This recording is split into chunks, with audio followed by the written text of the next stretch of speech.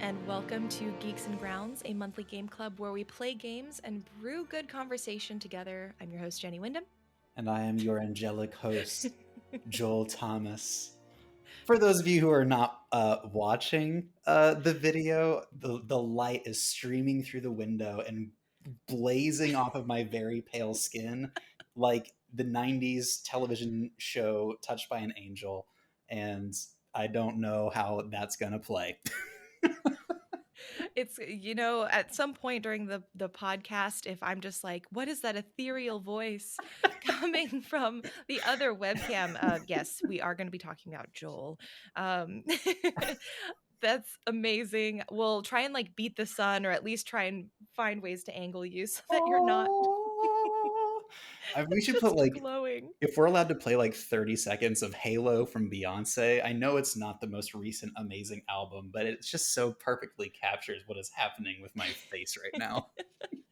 Which, oh my gosh, if y'all haven't listened to Beyonce's latest album, it is just absolutely, like, honestly, it's worth pausing this podcast and taking a second to go listen to. 100%. Don't listen to us for the next yeah. hour and a half. Go check Just out listen to Beyonce's album and Beyonce. just swing on by back Oh afterwards. my gosh, it's so good.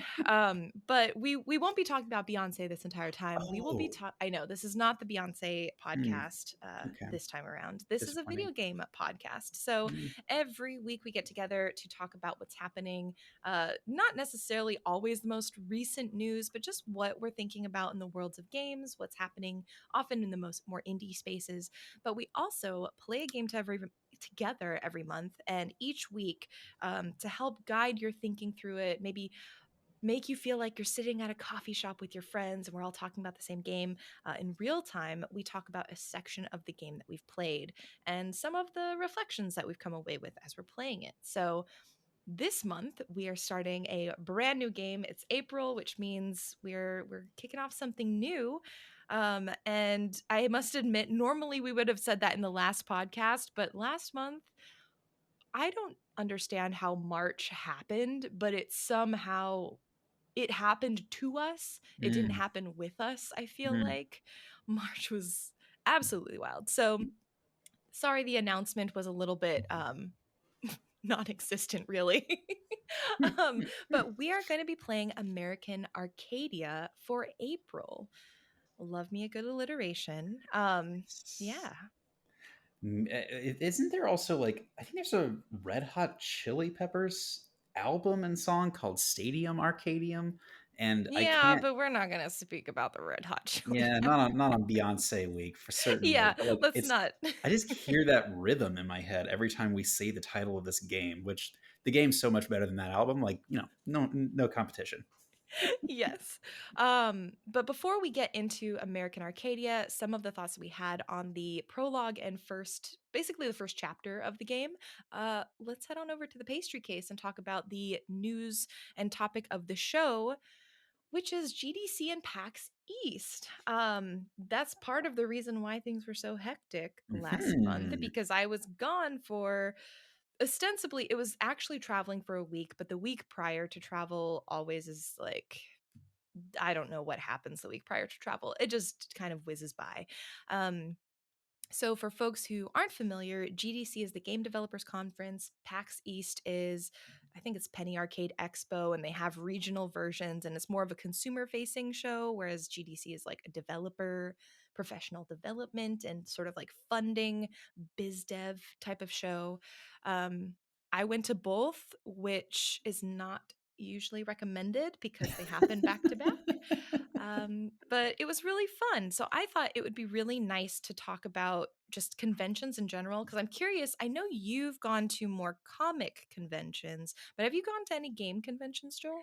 No, I've only been to comic conventions and education conventions, which very different vibes, way less fun happening at education conventions in general.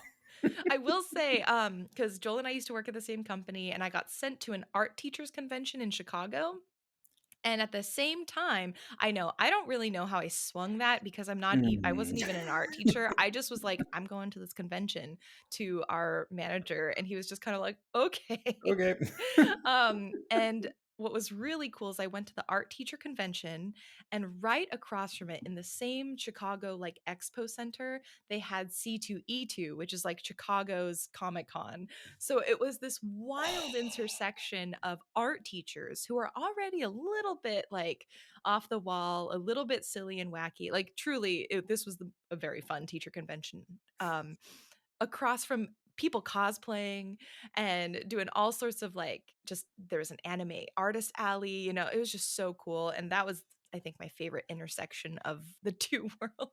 That sounds amazing. And I mean, y'all don't know this, perhaps, but Jenny is like a BFD. And so she was all over these game cons. Oh my She's gosh. presenting, she's paneling, strangers are walking up to her, the biggest of big wigs are walking up to her. No. So I'm so eager to hear about your GDC Impacts East experience. um to everyone listening, it wasn't that big of a deal. Was that too much pressure? It Okay, let me let's was let's pull it back. No one knew who she was. She okay. Well, wore I mean, like it a wasn't like mask while she was presenting, like not like a medical mask, like a ski mask. No one knew it was her at all. I used a voice modulator. No, I it's probably in between those Oh, okay, two okay, okay. things. I did do a bucket list thing that I've been wanting to do ever since joining the industry at GDC, which is give a solo talk. Um, I don't know why. It's just always been a bucket list of mine because I remember coming into the games industry watching GDC talks, and those were really influential to a lot of my earliest development, like professional development. And Mm, so a part of me was like, I'd love to contribute hopefully a semi quality talk someday to GDC so that future generations, or at least for a year, they'll find the information useful until, of course, everything changes with algorithms and community development. But so I gave a talk at GDC, and that was, I think, really good. Admittedly, I was wearing a mask, and I had to take off my glasses because my mask kept fogging up my glasses, and I couldn't read my notes.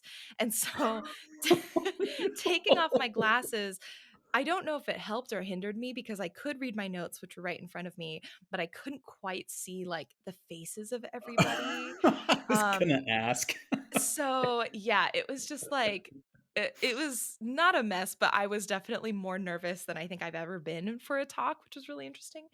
Um, but yeah, it was really fun and really rejuvenating. I think the thing I came away with from GDC in particular um, was at the start, I was apprehensive because of all the things that have been happening this year, the layoffs. Mm, Like the industry as a whole has been quite bleak in terms of news and what's been happening to people in the industry for a variety of reasons that we've talked about previously on this podcast, which isn't exclusively layoff related. But by midweek, and by the time I left GDC to go to PAX, what was really cool is it felt like there was a bit of hope around the convention. Like, there's this place called the Gardens, which is basically the Yerba Buena Gardens that are right in front of the convention center. And developers, especially if they don't have an expo pass, but even if they do, it's the place to hang out and talk, mm. and really just that's where everyone sort of just finds people and just commiserates and celebrates together. And it was really nice, like sitting in the sun, literally touching grass, and just being face to face with people that typically you only interact with online was super powerful. And that trend continued into PAX East. It was a whole different group of folks that I got to hang out with, a lot more like media people, which was really interesting. All Mm. of the panels I did were folks who have different podcasts and are part of different media outlets, and they were a lot more silly uh, themes and topics, and it was just really fun. So it was a rejuvenating week in a lot of ways, and I came back very excited and very inspired. Played a lot of really fun games. I Mm. will definitely. There's too many to shout out right now. I should probably do some sort of post or something about it, but I will say Little Lands. If you have not checked out Little Lands, being Little published by Lambs. Apogee Entertainment, I believe. Um, I think Little Lands was maybe my personal favorite demo of the show. And admittedly, I didn't get hands on time with everything I wanted to, but it was like Link's Awakening meets sort of slight elements of Pokemon, not the creature collecting, but like starting on Route 1 and going to a different village. Aw. It had elements of like life sim games where you're fishing, you're decorating, you're helping out your neighbors. So good. So, Little Lands, if you're looking for something to look forward to, that definitely was a standout of the show for me. Mm. The art style and character modeling of that looks really cool too. It's Almost like a awesome. I can't think of what to compare it to. It's almost like a claymation type look, but like more Yeah. refined, like Pixar claymation kind of thing. Yeah, did you ever play the remake of Link's Awakening that they did on Nintendo Switch? That is what it reminds me of. Yeah, it's like Yeah. plasticky or like shiny polymer clay Mm, toy feel. Really like someone cute. took Funko Pops and made them Yeah. video game characters Yes, but also cuter. and cuter. And Oh, cuter. somehow. Yes. I'm actually um, not a fan of the Funko Pop aesthetic. I feel so bad. But yeah. I don't think that's a problem. There's plenty of other things. Uh, Garbage Pail Kids, adorable. what are Um, garbage? I'm like, what are those? that was like, as I recall, this is like a '90s thing that they were Are like, they like Cabbage Patch Kids, but yeah, like alt weird. that's If really funny. y'all, Okay. well, the '90s are definitely like a thing right now. Mm-hmm. However, if you don't know what these are and you're interested in seeing like, no, the '90s actually were just very, very weird. Garbage Pail Kids is a great place to start. Okay, Garbage Pail Kids. I'll make sure to link them in the show notes for anyone because I have never seen these, and oh my gosh, they are demented. Lil Wild for Yeah. sure. But you gave a solo presentation. You're on a panel. Would you at least be willing to share like what the topics were that you spoke about? I'm super curious to.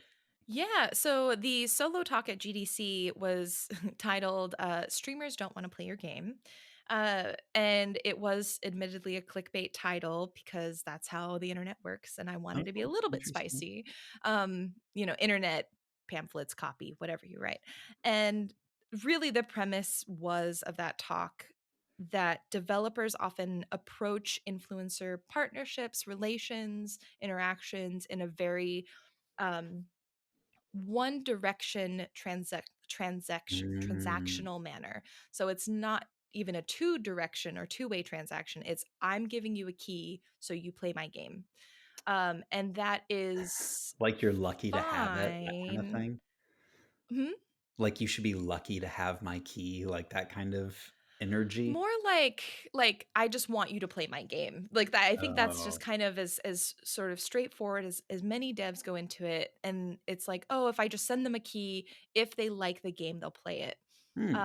But the trick, and it's I think it's very obvious to anyone who is like actually a creator and maybe has been in the space a while, but especially if you don't know, um, creators, even if they like a game, may not be able to cover it because they have their own business and niche that they've developed within their content. And so when you are reaching out to creators, you have to think of like it is to a degree transactional, but you have to think what's benefiting the creator in that Mhm. relationship as well, not simply you giving a key. And so it really was about best practice in sort of how to identify the right person who could stream your game or create video content. And then really how to best reach out and how to best like facilitate that type of relationship. So definitely if anyone is interested, because this is getting into like the weeds of game industry stuff, and maybe not necessarily folks who listen to this would want to know about that, I don't know. Let me know. But yeah, I really enjoy the topic. I think especially as someone who is on both sides of that Mm, coin, I think hopefully I was able to offer some unique perspective or at least illuminate a perspective that's already there but just not highlighted often. um PAX honestly was just like chaos hour gremlin panels. Like we had video game cocktail panel. My video game cocktail was called In Stars and Tequila, themed off of In Stars and Time, which y'all, again, I'm gonna figure out, we're gonna have to play it. I can't not bring everyone on this journey with me. We have to play this game together.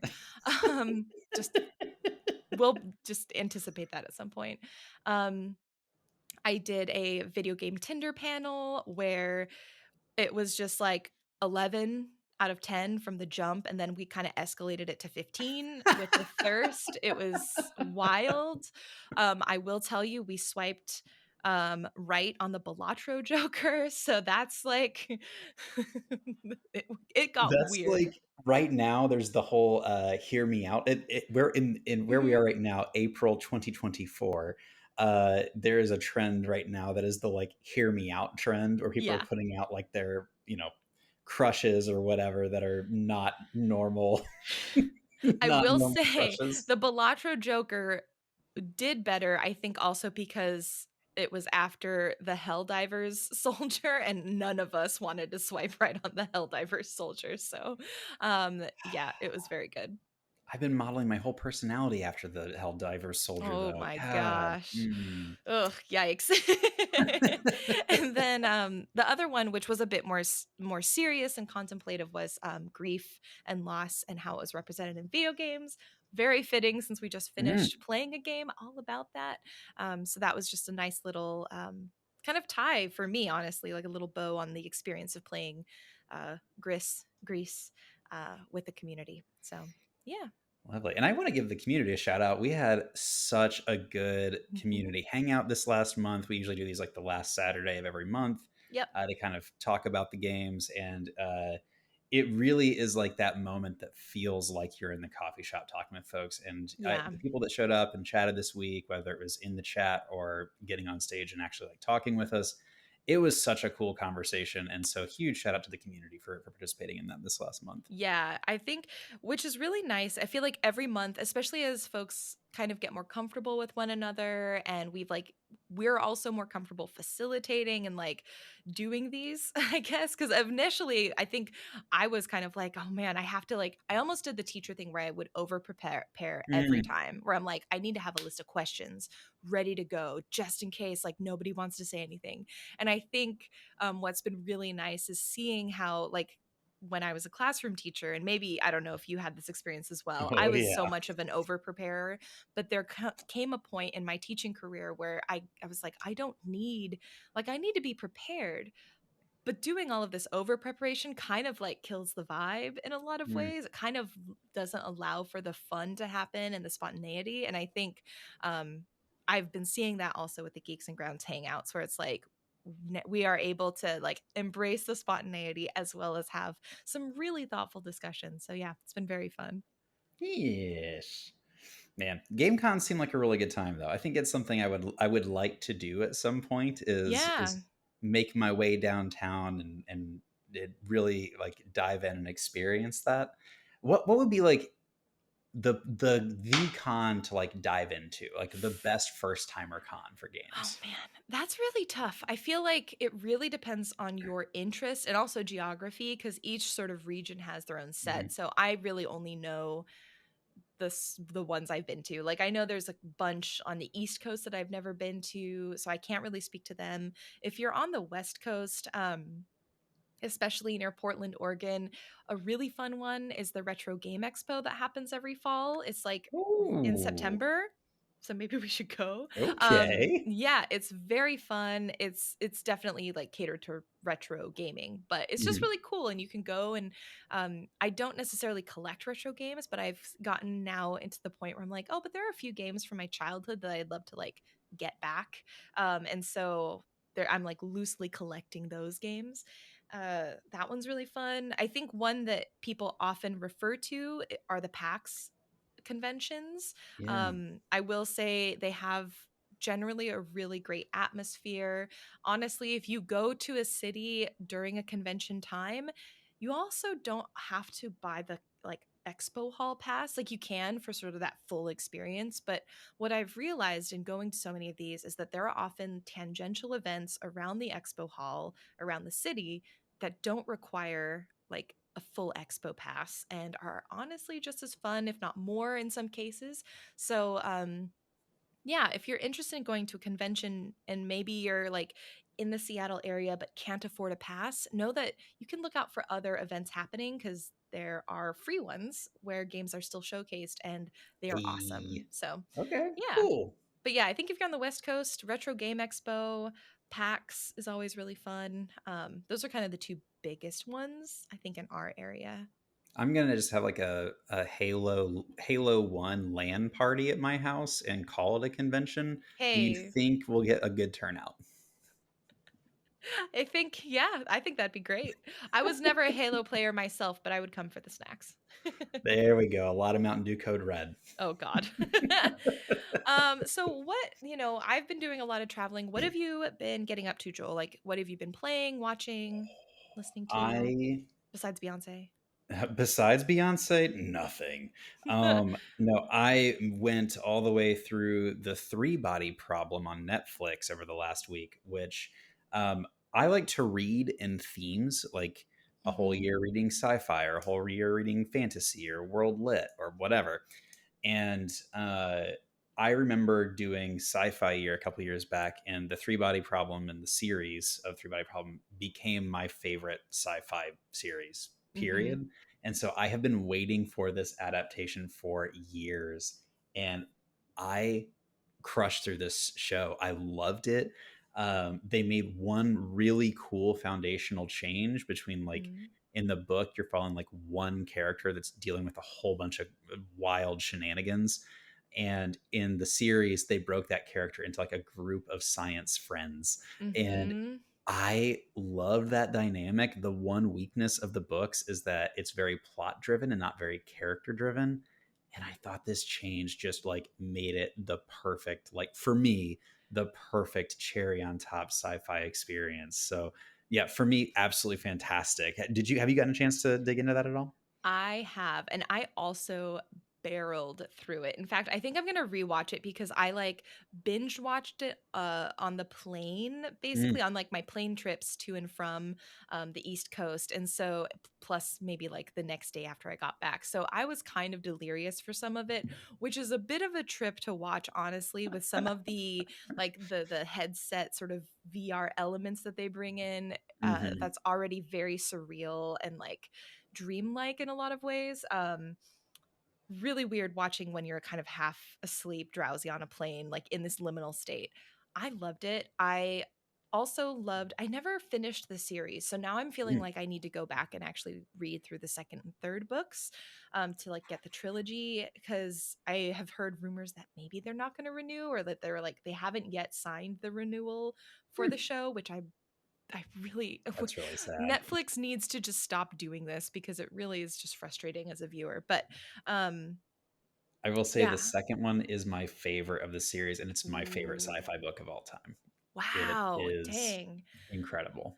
But I completely agree with you. I think their change in making it about this like friend dynamic made me way more into the series. I was also a bit apprehensive because I think some of the showrunners for Game of Thrones were a part of this. And so I was like really trying to reserve my excitement, especially after I was personally disappointed with like the Avatar, The Last Airbender Netflix series. So I'm just like, Mm, man, if I have two back to back like sort of media that got adapted and ruined for me, I will have to like swear off of Netflix for a little bit, but I was not disappointed. Really really good. I think it started off like the first episode I was like, okay, I feel the slow mhm, burn, I'm not entirely mhm. sure.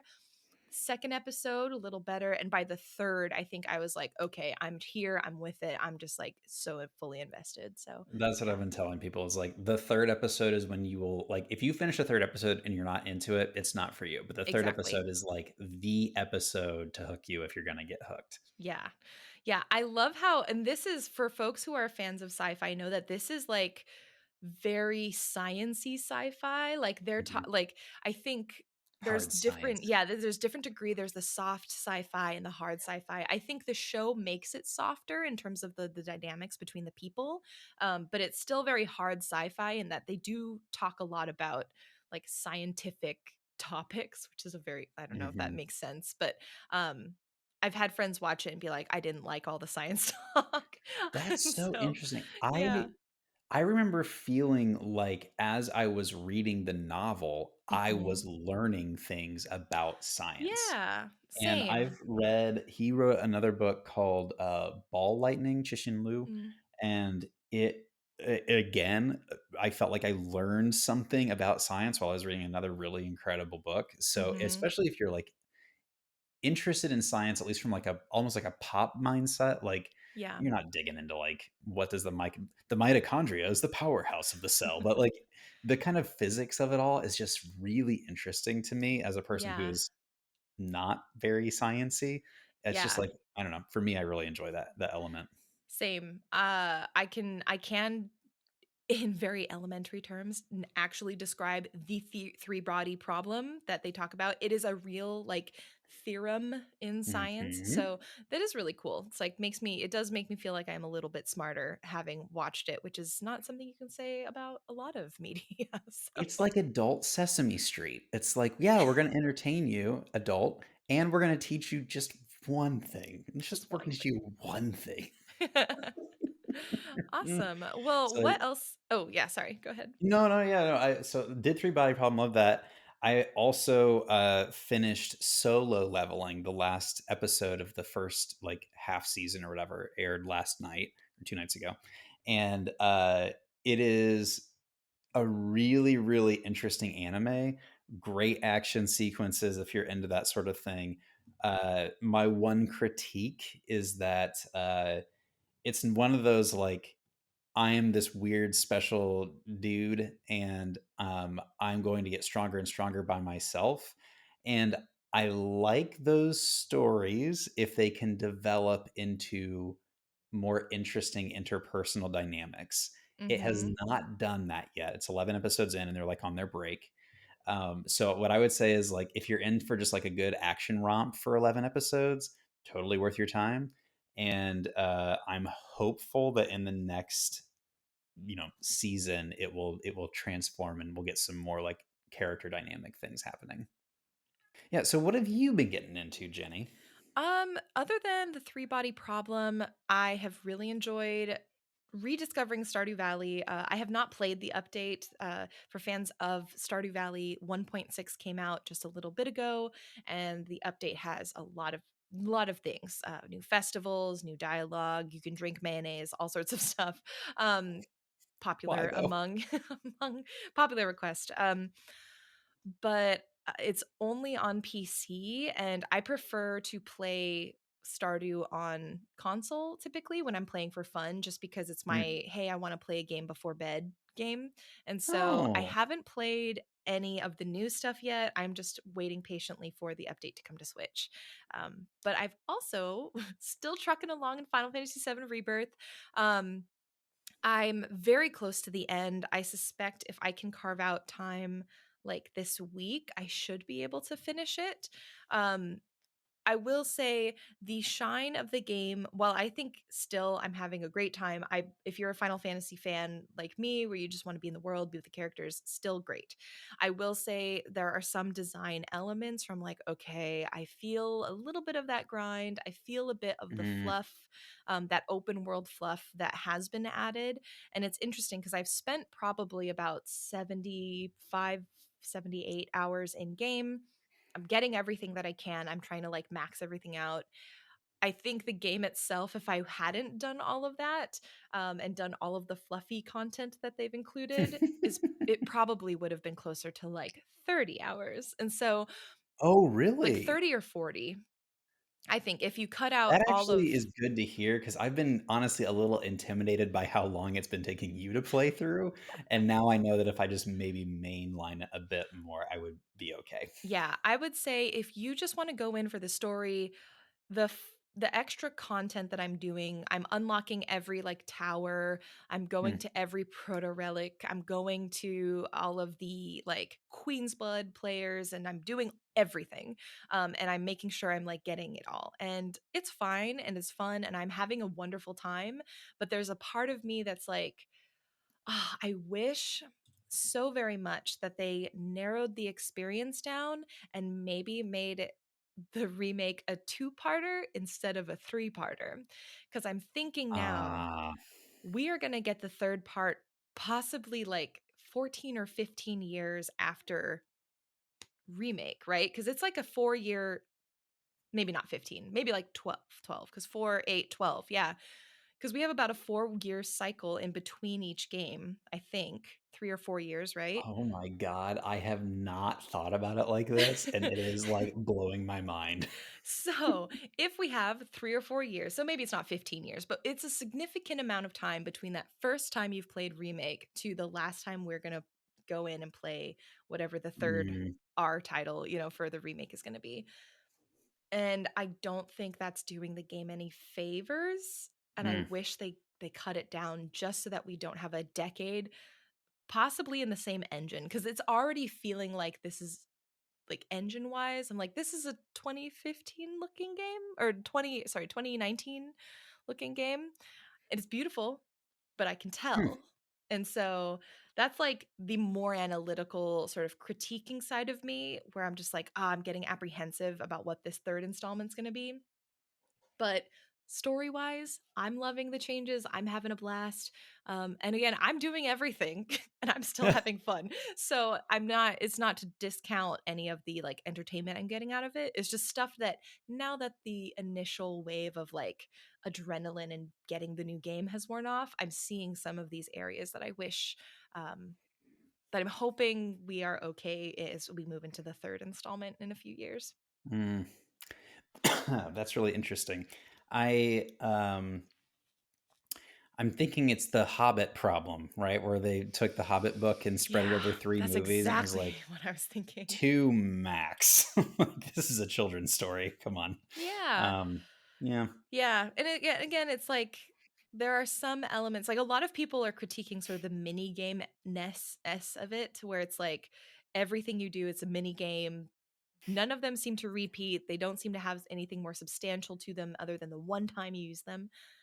Oh, I'm interesting. I'm less mad about that, honestly. I'm kind of I don't mind it. Dave the Diver did that on like I don't really care.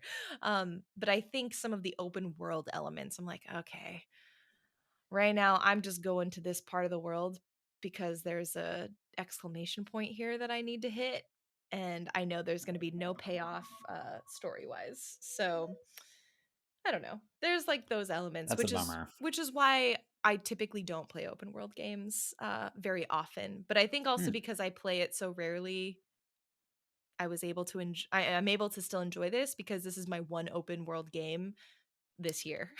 So Oh, that's interesting. I play almost exclusively open world games when I'm not playing Geeks and Grounds games. yeah, So, yeah, I get that. I hear you. I hear that. yeah, yeah. Mhm. But that's pretty much it. Um, In terms of notable releases this week, we do have a fair number of games that are coming Oof. out this first week of April in case anyone is looking for something else to play. Joel, did you want to kick it off? Yes, first game on the list is Of Life and Land, coming out April 2nd from Kurzoven. Of Life and Land is a charming settlement building strategy game paired with a rich simulation experience. Every animal and plant tries to find their place in nature while you lead your villagers to their future.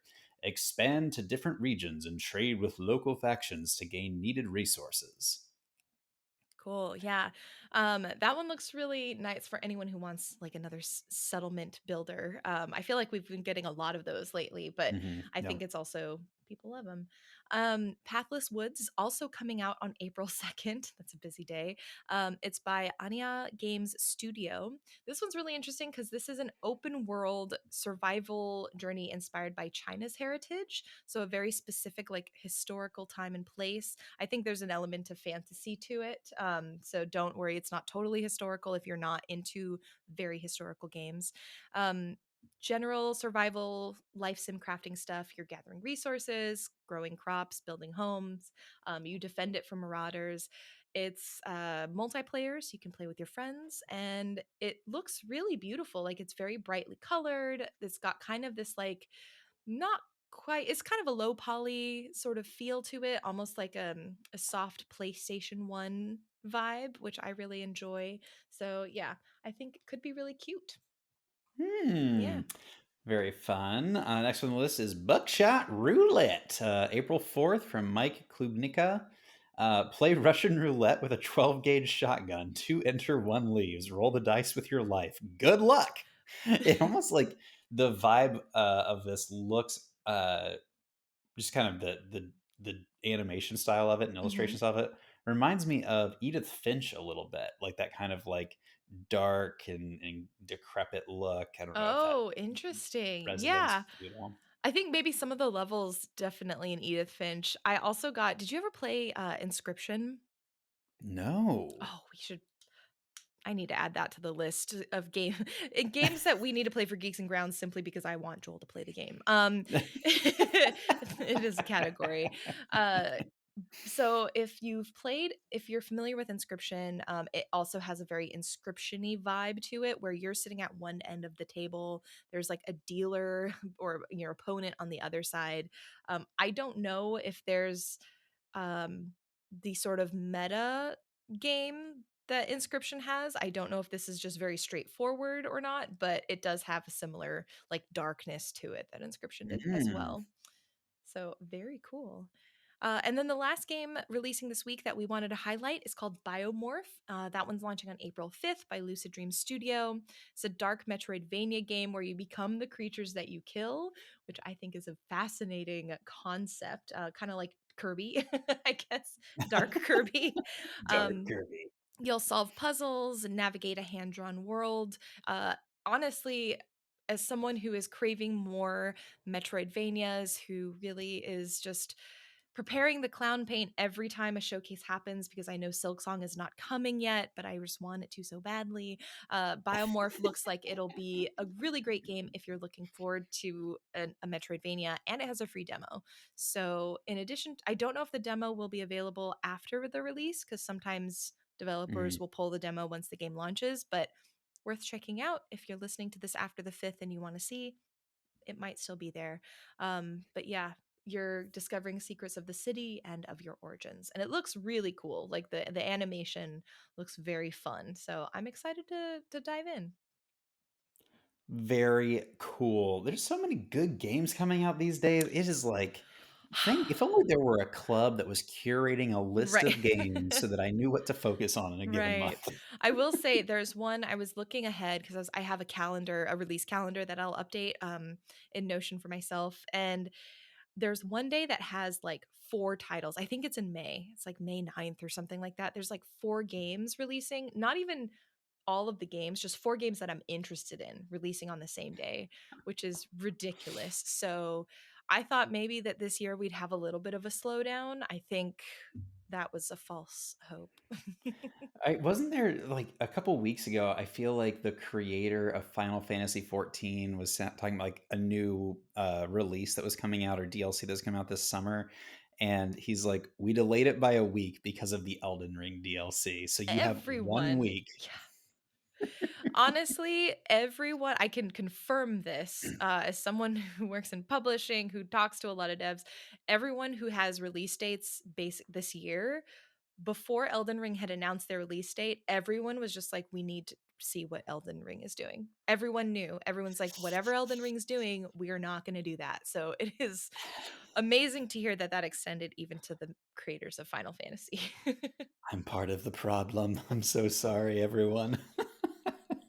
Oh man, I still want to revisit it. I loved the time that I spent with it. I didn't get very much done, but someday I will go back to Elden Ring.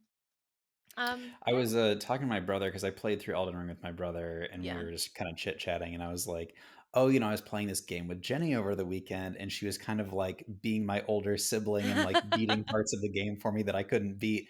And he was laughing, and he's like, "Well, that was kind of what you did for me in Elden Ring." And I was like, "No, that is Yeah, what it's I a did for you circle of in Elden life. Ring." Circle of gaming life. Absolutely. Mm. Awesome. So that's it for the pastry case this week. As always, feel free to send in any questions or comments to Jenny at geeksandgrounds.com, or feel free to just post your comments about this section in the Discord, where we all hang out and converse just throughout the week. So, this month's brew for April, we are playing American Arcadia. This is developed by Out of the Blue. Is it Out of the Blue Studio? Oh my gosh. Why is my brain just like failing me? American Arcadia. It's like Out of the Blue or Out of the Water. Out of the Blue. Okay, phew.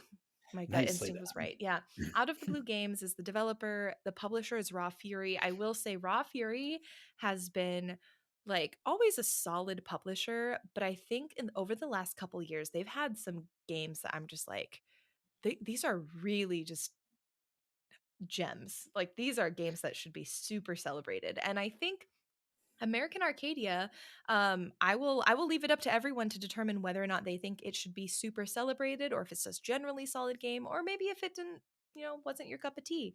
But we'll be playing it this month. Gosh, where to even start with this game? The summary, just off of Steam, is it's a cinematic puzzle game that combines a 2.5D platformer and first person game to tell the tale of a thrilling escape. Experience the extraordinary story of Trevor, an average man escaping from the world's most popular reality TV show. This game's got it all, folks.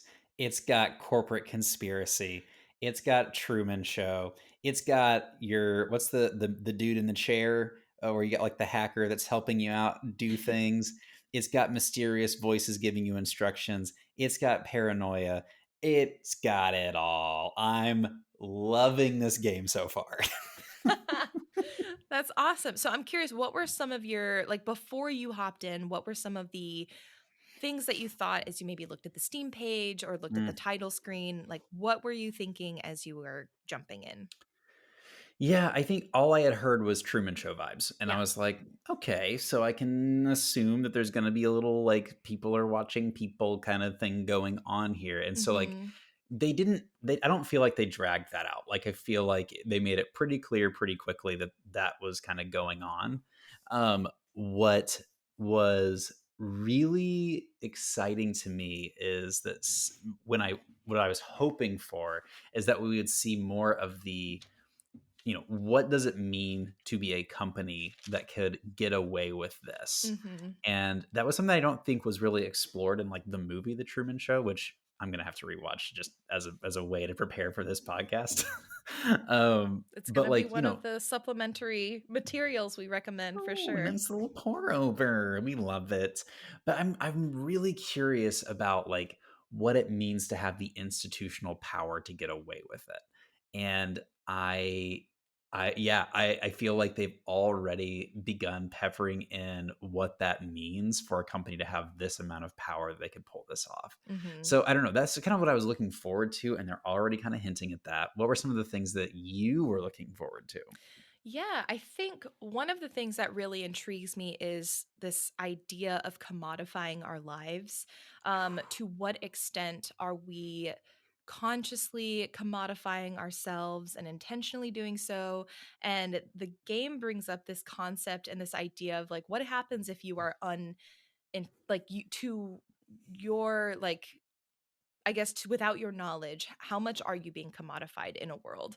And I think there's this element of, yeah, commodification, being on social media, and to what extent do we value human lives based on their perceived profitability, that I think is really interesting Ooh. in this game. And just with the theme in general of media and influence and popularity, which is a lot of what we talk about, what we will talk about with this game. Very, very interesting. So, should we do kind of a little summary, a little overview of what happens in this first little act? Yeah, I think so. Did you want to kick that off? Sure. So let's maybe just begin with a little aesthetic, right? Hmm. So the game opens up, and I believe the opening is the like running away with helicopters over you. Is that correct, or is it you're getting interviewed? It starts even before that. When you Okay. turn on the prologue, there's this like Hmm. VHS click, which also I'm like, that's my childhood because we used VHSs back in the day. You see a little like runtime thing begin. You see the sort of fuzziness of an old TV, and we start with this Mr. Dalton and this pup mascot, which give off just very overt Walt Disney Mickey Mouse vibes. Like from the Hmm. jump, this is theme park, this is media mogul, this is like entertainment empire. And this Mr. Dalton is talking about his new project, Arcadia, the city of hopes and dreams for the young and old, and science and technology meets entertainment, which is very much, I think, what Walt Disney also talked about, particularly with like Tomorrowland, I think. Um, and you may be able to correct me because my Disney history and knowledge is not As far as up to I know, snuff. I mean, I had it written down as Walton and not Dalton though. I'm looking Was this it up. Walton? Oh my gosh. Yeah, the Oh, Walton it's Walton. family, Yep. which is like, how did they pull that off? Considering the Waltons, for those of Oh you who my don't know, gosh. are the ones who own like Sam's Club and Walmart here, which employs something like, I don't know, 50% of our country. It's absolutely wild. So I don't know how they got away with that, because Mhm. it definitely has that like Disney heiress vibe going Mhm. on. Yeah, it's very much like the future is now, and come see the city of tomorrow, like Yes. that like 1950s style energy, like promo video. I love that stuff when it's like dark. It's kind of like Dark and Wave. Bioshock used that in like a dark way. Yeah, where it's um like on the surface level very bright. Like I think that's what, and we'll talk about this as we get into the environment and the setting, but this game visually is often very bright and very mhm, colorful, and like I would use the colors as inspiration for like decorating my home, honestly, because it's 100%. warm and vibrant. Um, and then it cuts to an interview scene, which is a very different color palette and mood. And you can go ahead and talk about the interview Yeah, scene. it's interesting because, like, again, we mentioned that they don't try to hide it from you, like what's going on. It's not like some big Yeah. reveal. But the opening is, you have a young man, late 20s, that he's 28 or something like that, being interviewed in like a police station, and he's got like a real 70s vibe and aesthetic going on, like Mm-hmm. that like 70s like porn star mustache. He's got like the feathered hair. He's got the brown, like lots of browns in his outfit. And he's recounting, or he's about to start recounting his escape. And Mm-hmm. so there's you immediately know that, like, okay, so the intrigue here is not whether or not he gets out, it's going to be how he gets out, what's happening beneath the surface. And so Mm-hmm. they're kind of like setting you up as the audience to know where to place your attention, Right. which I thought was a great way to kick off this game. Because if they hadn't started it this way, I think you would instead be like starting off with like the day in the life of sequence. You'd be like, okay, like, yeah, obviously this has like creepy energy, but like, I don't know what I'm supposed to be on the lookout for. And I think Mm-hmm. they've cued the audience really well here. Yeah, I think what they did really well is use almost like film techniques in a lot of ways, and very cinematic techniques that I don't often see games use. Like Mm, these cuts from this like flash of Mr. Walton and the pup to the interview, which feels very documentary style, which mhm. is interesting because I initially was like, this is a police interview, but it happens a couple more times, and part of me is like, I wonder if this is a police interview or if this is like one of those documentaries like in The Office, where you're just like, what happened after this thing? And so part of me is, and I don't know if I'm just maybe misremembering and there's like police stuff in the background, but in my head I was Oh, like, I don't know are either. we sure we know who is interviewing and like the context for this interview? I don't know if we do. And maybe it is as simple as it's a police interview, but yeah, that's the part where I was like a little bit uncertain. I And have a then few theories going into this, but they do refer to him as a subject in yes. the interview, which is interesting. So, like, maybe there you might be onto something with this Right? documentary idea. Right? And then it cuts from this interview pretty abruptly to then Hmm. this sort of flashback, not as far back as the Mr. Walton segment, but it cuts to him running from the cops and from security through a forest, over the river, through the woods kind of Hmm. situation, which was great. Um, and it's just like, what is that in media res? Is that what it's called when it's just like Yeah, sort you of start off in starting the middle of right the into action. the Yeah. action? Hmm. I thought that was just such a neat technique and done very effectively because they gave us 3 points of context for us to create this picture, which Ooh. just so smart because it feels like they trust us as an audience and as a player to understand and to connect those 3 points so that we can move into the actual start of the story. Really I fun. think that's totally right. And the escape is like, again, you already know that you're going to get out. And so Right. like they don't try to make the stakes like, oh, this helicopter is going to shoot you. Like it's very clear that like you cannot get shot in this little Hmm. like opening escape scene. Right. And it's just like you hit the button to jump and you make it over the log. But what's interesting is like you're still listening to the narration as you do it. Hmm. So you have like this thing to engage you kind of mentally with like, okay, here's like the game element. Like I'm running, I'm jumping, I'm getting away, but you're still able to like it's mindless enough that you're still able to hear the voiceover and have it Hmm. be like meaningful. Yeah. And I get, I just think a really nice way to set the tone of this game for like there's going to be multiple layers of storytelling happening here, which I guess is to say if you're a person who likes to like listen to other music or something or podcasts while you play games, this game is probably not gonna allow for that. No, very like when we say cinematic, it's like there's voiceover, you want to listen to it. The Hmm. music is really fun, like it fits the environment really well. Yeah, just really, really gripping beginning. And I think actually I remember playing this demo during the Steam Next Fest, and this section was in the demo. Mm, And I think it probably is one of the best paced intros. Like oftentimes I'll tell a game developer like don't use the intro for your game as your demo because oftentimes it's tutorial and it's mhm. really not engaging. This brilliantly done. So good. Yeah. So this is another kind of interesting point of comparison. So the next kind of moment that we go through is him recounting a normal day in his life from like 2 weeks ago, from 2 weeks before he began running. And that's what they Hmm. refer to as like the day he started running. Yeah.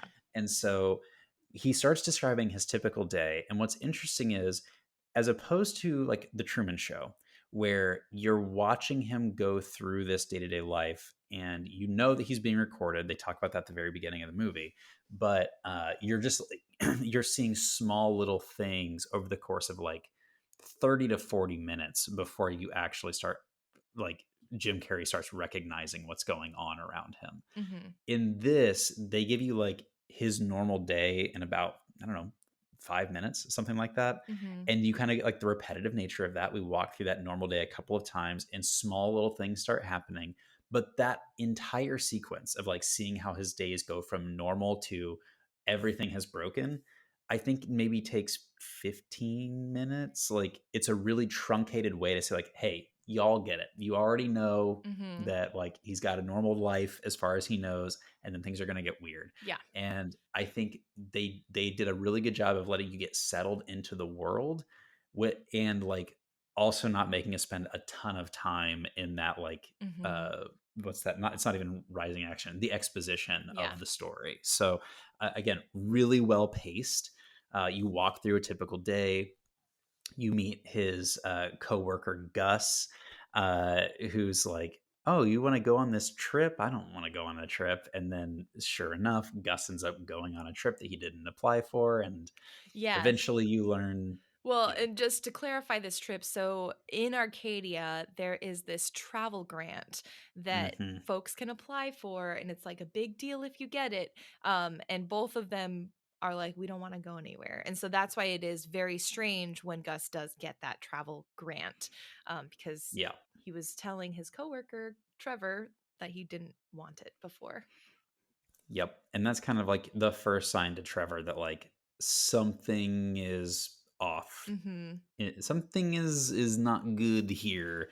Right. um and it's kind of like a really fast cascading amount of actions after that, up until the point where he's like, you know, alerted to the fact of what's going on. Mm-hmm. So I think maybe we can like slow down and like talk about like some of these elements and like the visual experience of all of this. The aesthetic of this game, Jenny, like the like 70s futurism, the color palette like you were talking about, the monorail system that you ride to get to work, the pneumatic tubes that carry inter office messages. I I love this shit. Like, I love it when stories show that type of world building because it feels like nostalgic for something that was never truly real. But you this idealized version of you wants to have been real in a way. I Hmm. don't know. Did you have any like any feelings of like nostalgia as you were playing through this or anything like that? Yeah, I think again, it's weird because it's this nostalgia for something I've never experienced. And I think that also encapsulates a lot of like what Disney feels like to me. It's like nostalgia for things that I have never truly experienced, but Mm, I guess maybe I watched the media that they created, but like I remember like going to Disneyland, they have like this thoroughfare that you walk down called like Main Street, and it's supposed to represent this like ideal version of Americana from a time kind of gone by, but it's also sort of ambiguous. And this feels very much like that, that this world is from a time gone by. It's sort of from the 70s, but there's also some tech that isn't really from the 70s. And so it mm, sort of all is, yeah, very dreamlike. Um, and weirdly, like, it is utopic, but also because as a viewer we know what's going to happen, we are constantly feeling like the utopia is like there's a bit of a crack in a fracture in this sort of facade. um hmm.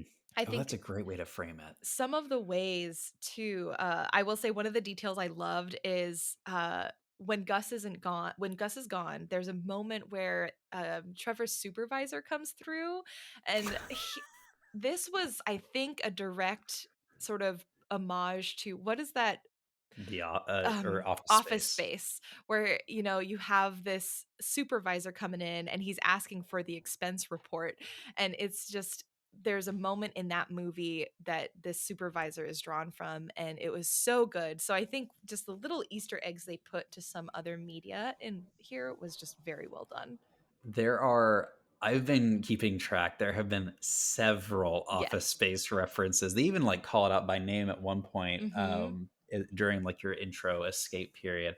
But yeah, you get like a one-to-one Bill Lumberg Yes. character there. They also do a good job like giving homage to the Truman Show. Like one of the Mm-hmm. places you can go with a travel grant is Fiji, which is like the Yep. thing that Jim Carrey's character is always into. So like heavy with Easter eggs, which y'all know I love the Easter eggs. Let me have it. Yes. Let me gobble them eggs. And yeah, I think some of the things that do start to happen to Trevor include like televisions turning on and off, the computer losing power, a song that says "Don't be a fool" playing at work and at home, which that's kind of a sign for sure that something's a little bit odd. Um, and what's really interesting is one of the first times that this happens, you are the person who controls it. There's a moment where you switch to the CCTV perspective, and you are the one Hmm. that actually turns off, I think, a light or something in the office as he's working late. So that was also a really wonderful way to signal to you as a player that not only is something afoot, but perhaps there's another person or something that you will be interacting with that has control over what's going on to Trevor. I thought that was really cool. Yeah, and as always, y'all, this is a spoiler cast, so like we're going to be getting Yes. into for this little section like exactly what is going on here. But they do a good job of teasing out that it's like this game is not just going to be you playing as Trevor escaping. There is another Hmm. person engaged here, and like you're so right. It was brilliant. That flash where you pop over and you are the one looking through the CCTV is a great way to signal to you what is about to come. Hmm. And so yeah, this whole section it goes like 9 days before the dreadful day, like 7 days before the dreadful day. So we have this countdown. So it's also building tension with this really fun text overlay. I love the styling Oh, too. It's like sort of the serif lettering with the like the gold with the red sort of shadow behind it. It's really nice. And then we get the text the day the running started. And this is when you're like, okay, I know things are about to go down today. Um, yeah, I guess did you want to go on with a summary of yeah, that? it's so cool. Like essentially you go in and you're like told to go upstairs and see your boss. It is Hmm. very like Matrix vibes when Neo is, trying to escape the office kind of Yeah. situation. on his way up, I think he's on the elevator, right? When he finally gets like a voice that's telling him like, Trevor, you need to not go into the office. There are going to be these guys there that are travel agents. They will not look like travel agents. They took your buddy Guss and they're going to take you. Like, Mhm. you've got to get out. Yeah. And right before And that, he had seen a sign, a billboard, because there's this billboard that's been like rotating and flashing mhm. outside his office. Oh, that was so And cool. it was so cool. There's a moment where right before he gets the call to go to his supervisor, the billboard turns and rotates, but not all of the like panels rotate. And so it turns and creates the phrase Guss is dead. And so that is when like the pit in my stomach dropped and I was like, oh no, like it's going down now. So yeah, you go to the supervisor, the strained voice. I love how Trevor was so mild mannered as he began his run. Like he goes through an office and one of the supervisors is like, you're not supposed to be in here. And Trevor's just like, oh, sorry, I'm just making my way through. Like he is just so mild the entire time No, as he's running poor for Trev. his life confused. Yes, and so this is like a really interesting point, right? Because you're walking away at like a normal pace. They obviously don't want to alert anyone that anything is wrong. You walk through a meeting that's happening, and you end up making your way onto an elevator and then getting into this what is effectively like the supercomputer like server room, because he's been told that there is this supercomputer that is like helping run this city. Yeah. And at this moment, you are blocked. Like you can't make it through the next door. And so the voice is like, wait here. I'm going to tell you. I got to change something. Mm-hmm. And that's when your perspective changes. And we get to play as a character that will go by Kovacs. And they're going to essentially like give you guidance throughout your escape. Mm-hmm. I how would you characterize like the change in perspective? I'm really curious to hear like you go from this very warm 70s experience, like what's the change that you experience going into this new character? So, what I think is really fascinating is like even from the perspective difference is very not jarring, but it is extremely notable because again, you're going from third person to first person. The color Oh, I didn't palette, even notice yeah. that. Oh, And so brilliant. it takes you from truly, if you're thinking about the theme of Trevor being on a show, being watched as reality TV, that's how we watch characters on TV, is in that third person Mhm. perspective. And so when we go to Kovacs, who I think for some reason I wrote down Angela, so we must have seen her name as Angela somewhere. Oh, Maybe not. I'll call her Kovacs just in case I'm wrong and I just like made up a name for her. But we see from this character's perspective is first person, and so that to me put me instantly in this like different mentality of we have more agency here.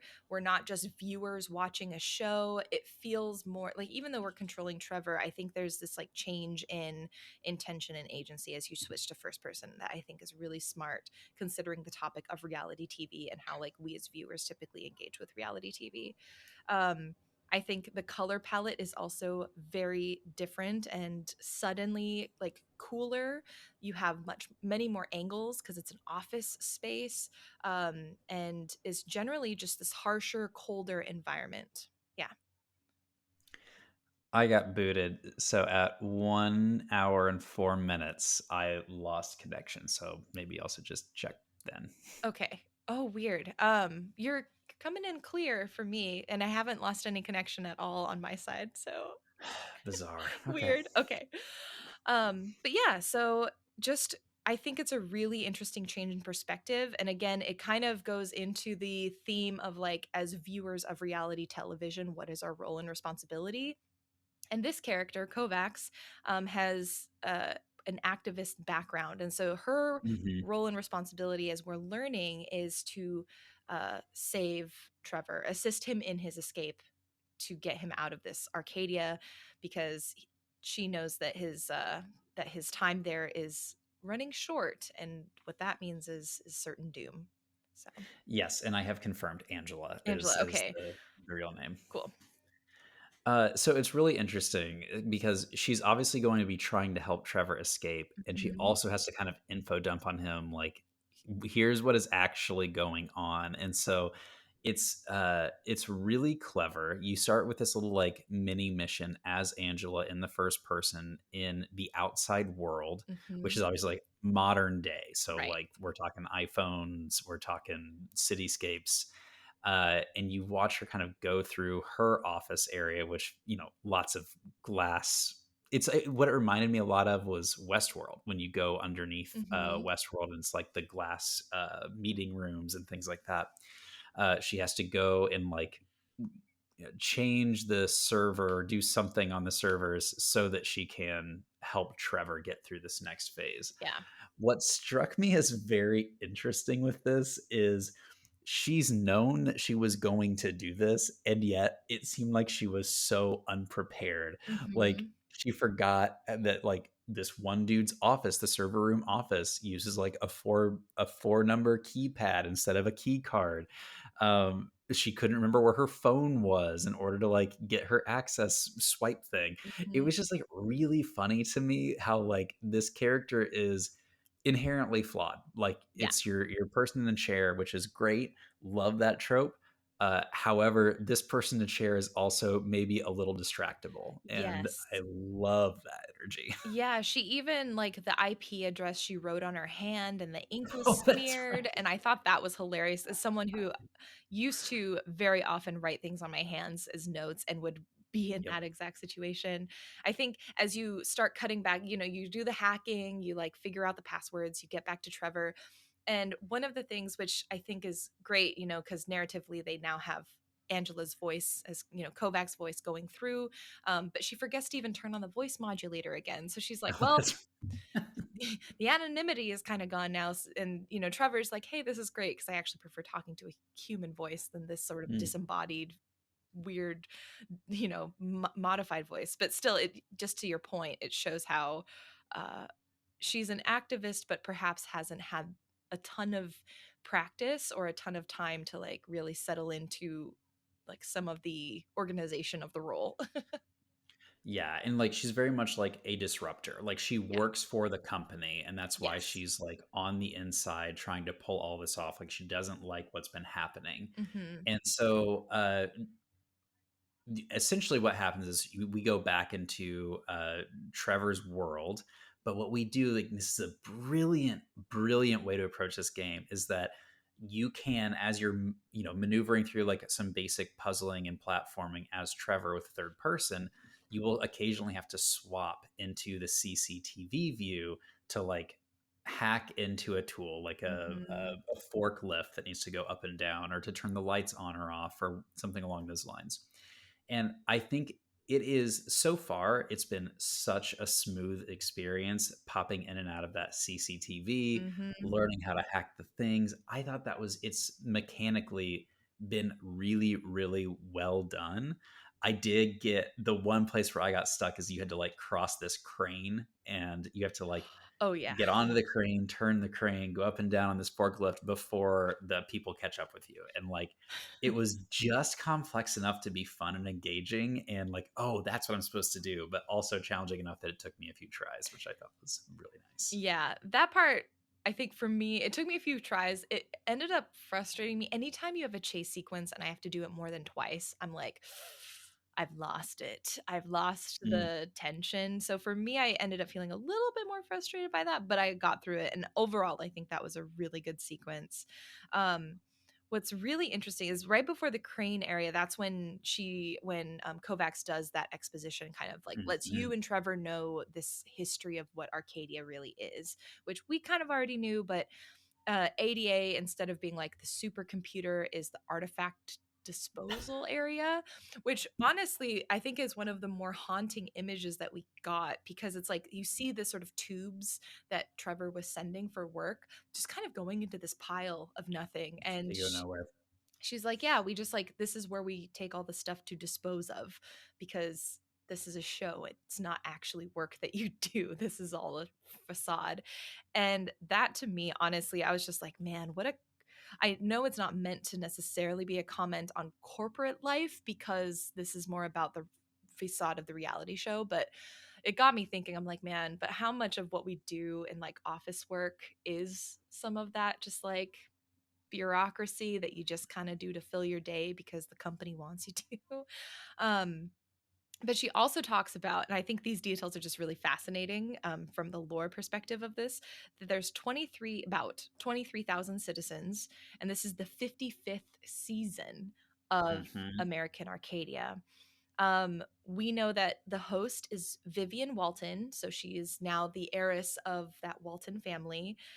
Vivian, we see it during the chase scene, is not a nice person. Like, she's trying to record the pre-show for Trevor leaving or, going on vacation, and she's just like, this guy's life doesn't mean anything, ha ha ha, and she's just being kind of cruel. So Yeah. I think you instantly learn what you need to about her character in that moment. Hmm. And what is reiterated by Kovacs to Trevor is this idea of popularity in Arcadia, where Yep. you, as a person who lives here, as one of the 23,000 citizens, you are rated based on how many people watch your feed. You have just one person, me, watching your feed, which means you are next to be eliminated from the show, which means just eliminated in general. So this is why it's so urgent. When you get voted out, it's not like you just get to go out to the outside world and you're done. Like, the company kills people who are not Yeah. popular enough. Um, so And it's very interesting dire. too because what you get the vibe during the like days leading up to the run is that like Hmm. uh, Trevor does not have a robust personal life. He doesn't go to the parties that he's getting invited to. He doesn't try to hang out with people. We don't get a good sense yet, I don't feel, of if everyone who lives in the city is a real person or if some of them are like Hmm. actors that are, making it feel more real. Because maybe it's like, we gave you all these hooks, man. We tried to invite you to the party so that you could be Right. more interesting, and you kept turning us down. Um, it's really interesting. What you just mentioned was so, I hadn't really thought about this, but like the fact that their work is all bullshit work is surprising to me because what it feels like is in our world today, if a company could pull this off, they would absolutely be trying to profit also off of whatever minuscule labor these 23,000 people are doing. And like, I don't know, maybe they make some sort of widget for Disney World that, works. But I think maybe the implications there are like, would that be considered some form of like slave labor or something like that because these people don't have a choice about whether or not they are doing labor for the company, and Mm-hmm. like that would be the actual drawing line, like that's the line of morality that this company has drawn for itself, is that they don't get to profit off of the direct labor of these people. Yeah, and that's where I think when I was thinking about Kovacs and her role as an activist, I think what's really interesting is this idea of what are the activists fighting for in this situation? Like, is it simply to get people out, like Trevor, who are basically on sort of like um, limited time because the company is going to kill them? Are these activists trying to get rid of Arcadia as a whole because they think the whole thing is unethical? So I'm really looking forward to learning more about what Angela's motives are, and Mhm. the idea of like what does the resistance look like to something like this, and what is the outside world doing as a result of Arcadia? Because they also mention, I think it's Kovacs who mentions this, Angela. Not only is Trevor unprofitable, but the series itself is unprofitable. So that's a They've big been deal. losing profit, and that's why they have to get rid of people. And Yeah. this is like, to me, it's like there's no way the cost of getting rid of one person makes up for your losses as a Right. company. But that's how they've positioned it. It's like, we can't afford to keep these people living here.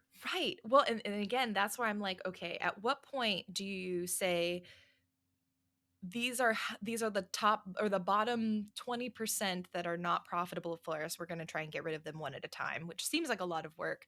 My theory, um, I'm not 100% sure because I have not finished this game as of this recording. My theory is maybe this is staged because so The much, run. yes, Yep. so much of reality, and this is as someone who watches a lot of reality television, just in the real world, it is my shame, but I watch a lot of it, and there is a lot of reality television that is suggested to contestants, that is staged by contestants or by the show, or even not even known to the contestants, but the producers put them in situations in which things happen. I'm Mhm. wondering if this was a setup, if not by Angela or Kovacs, then by someone higher in the rankings of the company than her, understanding what she's going to do and allowing her to do it because they know it's maybe going to provide intrigue for an audience ready to watch the show. That I have the exact same wondering right now. Yeah. And one of the things that sparked that for me is the run of in the Truman Show when he starts to try to escape Mhm. is the point when they get the most viewership. Yep. And like if your company is looking to make a major pivot and you want to like drive revenue for a period of time, this is exactly how you would do it.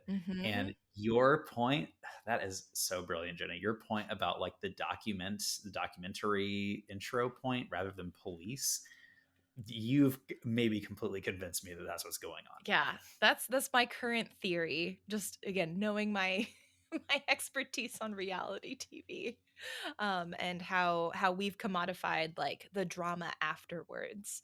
Because okay, I will say, like, if you watch Love Is Blind, for example, the show isn't the interesting part necessarily. It's the after show where they tell all and you have the people come back on and do it. I don't you're like, I don't watch that garbage. That's good. I've never made it I've watched the first several Oh my episodes of one gosh. season of Love Is Blind. I've never You made it are to the all the tell-all. better for it, very honestly. I just cannot stop. But at the very end, the tell all of most reality shows is what people tune in for. And so I think they've orchestrated a situation in which they can have a tell all at the end. That's my theory.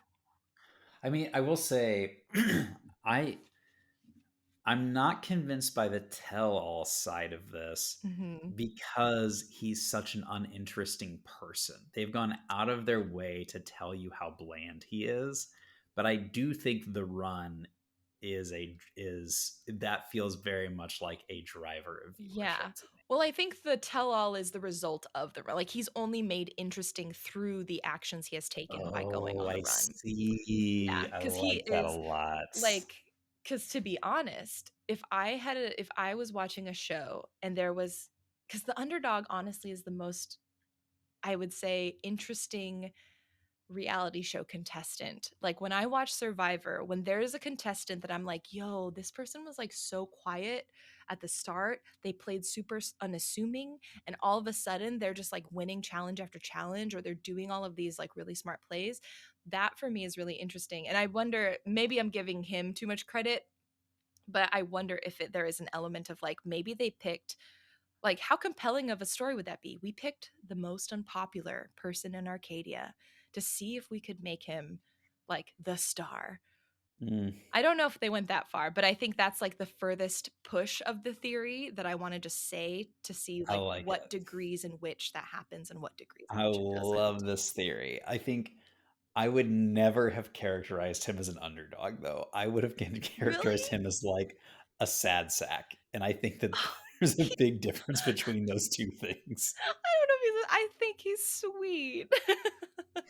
I think he will become an underdog as he like starts fighting for himself. But yeah, I think there's a big difference between the underdog who's like the underpowered, not likely to win person that's Yeah, striving for something, that's fair. and Yeah. his character before he started running, which is like the sad sack. Like it was kind of a very sad, lonely Yeah, existence. that's fair. I will say, also what happens often in reality shows is adaptability, right? So in Mm. TV, you do get people who are like, I guess the equivalent of Trevor, sad sack characters, who suddenly take on the life of their own. And I imagine that's probably more what this is, but yeah, I think there is this element of manipulation coming from the production team or from higher up on the show that I think is going to be a twist that we see in the game. I like this a So it's lot. my theory. I also think so we get towards like Sad sack. his run I'm starts just continuing. just poor Trevor. Poor He's just an Trevor. introverted, lonely guy, but he's not. I love sad sack characters, and especially in comedies. Like Ted in Scrubs is one of my favorite characters of all time. I think they're really fun characters when they're portrayed well. But what I was saying is, it's interesting because you make it through the run, you get to the monorail, and then the next sequence opens at a hotel, Yeah. and you see a commercial for the hotel, Mhm. and it's basically saying like, hey, on your visit to whatever this future world is called, I can't remember. Arcadia. Duh. Be sure to wear your 1970s style button so that we can identify you. And I was like, oh snap, there is a Westworld element to this that they're going to be Mhm. introducing, where it's like guests are coming to observe these people, living their lives or whatever. Yeah. So I'm very excited to see where this goes. I feel like this game just is going to be like layers on layers on layers, and Yeah. Well, and love it. also I think this is a connection and a note for the monorail at the beginning, because in the monorail when you ride to work you see the tour guide who is like, and on your left you can see the Arcadia Dome where Walt family. And when they showed the like fast pass badged theme park element, I was like, oh my god, I think all of the people who are on the tour weren't just on like a regular city tour, like they're visiting from out of town, like they're from like out of town, from the I outside bet you're world. right. So Oh, that's so what good. I loved is like, if I think is what it is if you're paying attention, they have these things that are through lines that they've put in from the jump, which are so, I love it when games do that, because then you can go back and like feel very smart as you see all the details. And yeah, the ad, oh man, again, just super, super Disney vibes. Like, again, you have your fast pass at Disney, which is like the pass that you use to get on like the lines more quickly. And I don't know, you get other privileges or something like that. And the badge gave me fast pass vibes. And then the do not break the fourth wall text overlay pops up. So good. And that honestly, just any game that calls attention to the fourth wall is like my bat I'm in. signal. Yeah, Yep. I'm there. If you're just like, don't break the fourth wall, if you say fourth wall, I'm in. I'm there. So yeah, very, very Jenny fun. is the biggest Deadpool fan of anyone I've ever Oh met. my god. It's actually hilarious because I hate Deadpool. Jenny fucking loves Deadpool. No, it's sacrilegious. Oh my gosh. Um Yeah, so that's the end of the first section that we're playing. I believe it's like the end of the first chapter. So if played with us, we've gone through the prologue and chapter 1. Um, each week, I think we play chapter 2 and 3 next week to the end of chapter 3, 4, 5, and 6 for the fourth week, and then 7 and 8 for the last week. So that's just the timeline for the game. As always, it's linked in the website geeksandgrounds.com. If you're looking for the playthrough guide, that's where we have the timeline, the sort of main reflection question, and some guiding discussion questions to help you as you play, to help supplement this resource of us talking about it on the podcast. I'm really curious just because this was the more sort of silly reflection, because we were like, we're not going to go super hard on the reflection questions until the last couple weeks. My question to you, just for fun, is if you knowingly had the chance to go on a reality TV show where they were recording you 24/7, would you ever take that offer up? And if so, It what totally conditions? What conditions would it you want? I would absolutely do it. But it would depend on the reality show. Like I so I know that you're a big Survivor person, Oh yeah. and I love Survivor as a concept, but due to my very, very pasty skin, I could never be on Survivor. And so There are a lot of if really white people on Survivor, Joel. You could make it happen. I but believe in you. I would have to like no, it's not the same. I would die. I would legitimately like I got sun poisoning when I was outside for 20 minutes one time. Like, No. it's bad. So what I would there is Dropout plugging the app again. They have like a mini series of Survivor on Dropout, and that's the thing that I would do. Like indoor Survivor for several days. That's the thing that I would do. That would actually be very fun. Yeah, I think if I would actually if I had the chance to be on Survivor, I don't know if I would take it only because What? actually that's a lie. I would absolutely take You it would be great knowing at knowing Survivor. that I would be eliminated so quickly. But Untrue. I You're just so lovable. You're athletic. You would be. it's not You're about smart. that You in the would be a game. real player. Oh, that's a very high compliment. No, I think definitely a survivor, dropout survivor would be something I'd love to join. Um, I don't know if someone was Truman showing me though. I don't think I would. I don't know. Maybe for like a couple million, I would Can totally. I be really like really depressing for a second? Oh man, My do it. thought when I first saw this, I was like, obviously, I wouldn't live like our boy Trevor here is living. If I had the opportunity to be recorded 24/7 to just live in that world, I don't know, I might sign up. It's like, oh, I don't have to actually like worry about work. I have Well, this gorgeous home. Like, I mean, you're not wrong. And that's all what I'm my saying. material I'm needs are like, met. yeah, I mean, if, well, and that's the thing. I'm wondering, like, in this world, do they have, do they have like poverty? They definitely have some sort of strata because you have like guys, sad sacks like Trevor. And then they talk about like the influencers of within Arcadia, even like the fitness guru that they mentioned. And I Hmm. don't know, they had people who were where Trevor was like, yeah, they're the most popular people in Arcadia. So it's like they've got some sort of social system. But I guess if Trevor is honestly the worst it gets, that's actually not that bad. So, yeah, Yeah. I don't know. So Kind it's of like, like would you that. turn your life into content in exchange for Security. having a totally secure life and livelihood? I mean, if you put it like that, the sad thing is, yes.